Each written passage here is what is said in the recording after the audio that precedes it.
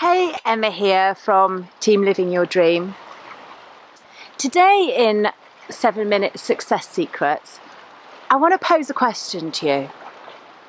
Why do you do your job? Now, if you've just answered because I've got to pay the bills, you're probably like sort of, 70-80%, I'm making that up of course, of people. And actually you're like 100% of the people who join my team that I talk to when we get on the first coaching call. You know, I ask that question, why do you do the job you do? And it always comes back because I got to pay the mortgage, or because I got to pay the bills, or I have to earn money. But what I want to ask is, why do you do the particular job you do? You know, whatever profession you're in, why that? You know, was it something you fell into? Is it the same as the dream you had when you started? I mean, I don't know. You know, I was never like that. You know, when I was at school and we had the careers this was back in the 80s, about 1980. I left school in 83, gives you an idea of how old I am. But in the early 80s, this is before we had computers. And, you know, our career counselling was pretty much for girls, you know, what do you want to do? Do you want to be a hairdresser? Do you want to be a secretary? Or are you clever enough to be a nurse? You know, that was pretty much the choice. But we did have these newfangled things called computers. Now, I can't even begin to describe to you. Some of it out there will remember these sort of big reams of paper that had holes down the side that went on a dot matrix printer, and they were sort of a green and white stripe, a sort of pale green and white stripe, this computer paper. And we had, in careers, we were allowed to use one of the first computer programs, and it was a personality analysis to match your perfect job for you. And I went through this questionnaire, and you had to mark out, you had to put a black line in a box of what you most agreed with and what was important to you. And mine came back, after going through, churning out through this computer program with this computer that was as big as a room, mine came back that my perfect career would be a fish farmer or a forester. No idea why. I have no idea why. I'd never desired to be a fish farmer or a forester. But maybe that's something to do with my attraction to the sea. I don't know. Maybe that came out back then when I was sort of 14. You know, here I am again, you know, by the sea. Not on the sea. I'm not a desire to go fishing. I do love being on the sea. But anyway, you know, I never had the luxury of knowing what I wanted to do. I never had, yes, I want to be this and I want to be that, and I never had that. I also never had any desires like a lot of little girls do or did back then, you know, to get married and have babies and have a family. Okay, I get that's perfect and wonderful for a lot of people. But what I'm saying is I didn't know what I want to do. So I fell into a career. And, you know, I found I was pretty good at it. You know, I felt at this time, you know, another 2 years later when I was 16, and then went to secretarial college, because basically the reason I went to secretarial college was just because I was fed up with arguing with my parents. I hated school. I wanted to get out. I just wanted to be independent, and I wanted to be earning a living. I wanted to have money and be able to move out and be independent and do my own thing. You know, I used to get while you're under our roof, you'll do as we say, it's our rules. So me being a bit rebellious and stubborn, it's like, right, I'm going to move out if that's the deal.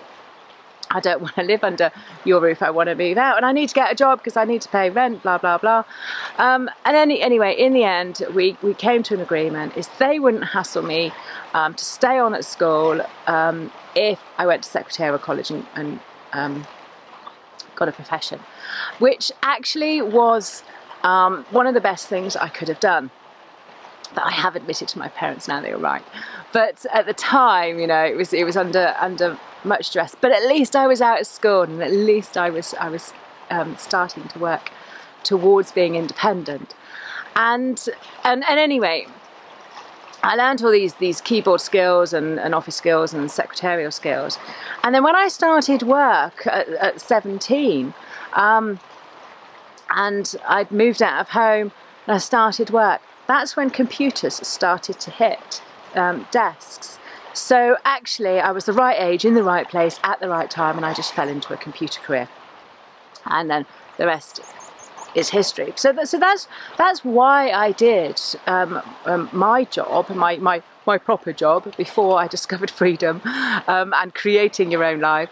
But I want to ask is why that particular job for you? And has it turned out to be the dream you thought it would? You know, is it still a dream you want to be doing? Or is it a job rather you still want to be doing? Do you enjoy it? I was talking to somebody last night, one of my new team members, and it just reminded me of when I was in IT. My main customers were in education, and many of the teachers and people in education I spoke to went into it because they genuinely cared and wanted to help and educate the next generation and make a difference. But the reality of the job is politics and paperwork and rules and procedures, and it's not what they thought. And I know that happens for a lot of people in a lot of different professions, or it's no longer their passion. But why do they stay in it? And you know, I stayed in my job for years because I'd fallen into it, because I had the experience, because I had 15 years worth of experience and credibility behind me, because I'd worked my way up to a certain level where I could command a certain salary. I believed that there was nothing else I could do. This is what I did. I was stuck. And so, you know, I spent a long time trying to make the best of it, but actually I just kept going round in circles.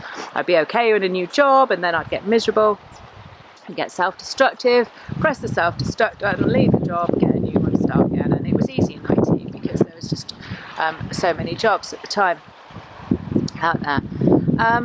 But I was going round in circles because I really hadn't found my place. It really wasn't what I was supposed to be doing. It's what I could do. And I felt trapped because I had a mortgage. I had bills to pay. You know, when going back to the question I first asked is you know, why do you work? Why do you do the job you do? And I bet I got a pretty good chance of being right if I say, you know, in your head you say, because I've got to pay the bills or because I need the money. You know, and that's what I thought, and that's why I did it. But the reality is you don't have to. There is other ways. There are ways where you can, and I don't know how much you're earning, but I am going to say you can earn more money than you're earning right now, because that's exactly what I thought, that there wasn't a way I could do it. And you learn on the job, and you can do it. There's ways out. But it begins with you making the decision that you're going to make a change. You know, and if you're not happy in your job, why do you stay in it? And don't use the excuse because I've got to pay the bills, because the moment you make the decision that you're going to change and you step on a new path, you start making it happen. And let me finish with one question, okay? Another question for you. What if you put as much time and energy into creating your own income on the internet, your own lifestyle, your own business, as you do right now with your job? Well, if you got up every day at the same time and you sat down and you did a day's work on creating your own life and not somebody else's, how long do you think it would be before you were, you know, back at the level that you are now? I can tell you something, it won't take you nearly as much time to get to that level as it took you to where you are right now. You know, it takes you 4 years to go to a university and get a degree, at least 3-4 years. It won't take you anywhere near that. But every day you make that decision that you're going to take control of your life and change it and start taking responsibility for your own income and your own economy, and you're doing it yourself, and you're no longer a slave to somebody else's rules and somebody else's dream, then that's the day you start changing, and you can do that right now. So if there's something that you know, you want to start a new life, you want to get out, you want to do something for you, you want to be able to work where you want to, you know, you want to be able to do something like this, you know, this is my job, you know, that I say my job, this is how I earn my money, is going out for a walk in the morning, thinking about my life and what I do and how I help other people. And I walk along beautiful places like this. If you can see, that's actually where I was yesterday, on the beach when I was running. This is my job, is coming out for a walk in a place like this and recording, and it's something I've created. It's not somebody said on a computer program, this is a choice you have, this is the ideal career for you. It's what I created, and you can too. Everybody can. There's absolutely nothing special about me. I just learned, you know, I wasn't born with this knowledge, I learned it, and it's something everything that I do can be replicated by somebody else. It's nothing special. It's just a system, and learning that system, and my own resolve, determination to do it. And everybody's got that inside. So everybody already has the resources. Everybody has the ability to learn. So that's it for today. Have gone on a little bit. Something I'm really passionate about. So bear with me. And the sun's come up and is in my eyes. So I'm off now. Bye. Speak to you tomorrow.